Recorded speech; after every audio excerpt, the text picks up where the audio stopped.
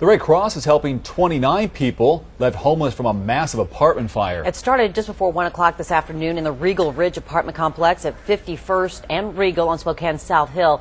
KXLY4 in-depth coverage tonight with Showman, who spoke to a man whose apartment was damaged in the fire. We're going to begin with Erik, Loney, who has the details on what happened. Erik?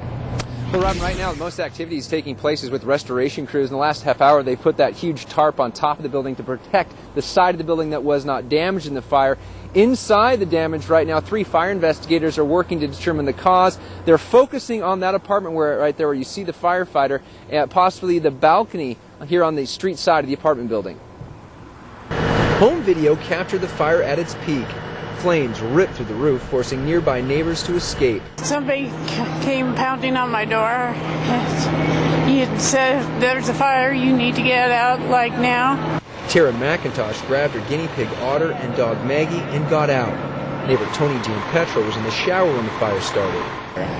And all of a sudden, my wife, she knocked at the door, said, "Well, get out.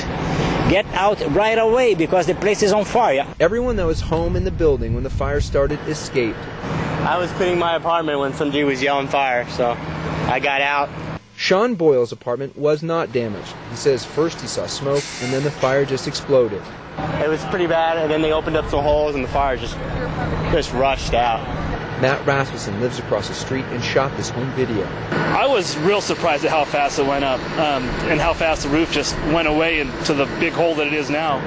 So more than 45 firefighters responded to the 3-alarm blaze. A firewall and fast work by firefighters saved 5 out of the 10 units.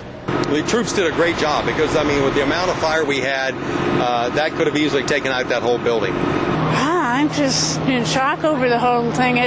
Macintosh and other residents are still waiting to see how bad the damage turns out to be. Well, I live on the bottom in apartment 7, and I just don't know what's going on yet. Now, firefighters will be here all night long to make sure this fire does not rekindle in the winds that are picking up right now. Reporting live on the South Hill, Erik, Loney, KXLY4 HD News. In-depth coverage continues tonight with Showman also on the scene. And Sally, you spoke with a man whose apartment sustained some very heavy damage. I did, Robin. Fire investigators believe the fire started in this unit behind me. I talked to a man who lives in an apartment that shares a wall with this apartment. You can tell the damage is extensive. The roof is completely destroyed there. He's yet to go back inside, though, to assess the damage. Jonathan Rohrbach was inside his house with his children when someone pounded on his door and told him to get out. He just happened to buy renter's insurance a couple of months ago. He's been told it will be at least a day before he can get inside to salvage any of his belongings. He got out of his apartment with only his kids and the clothes on his back.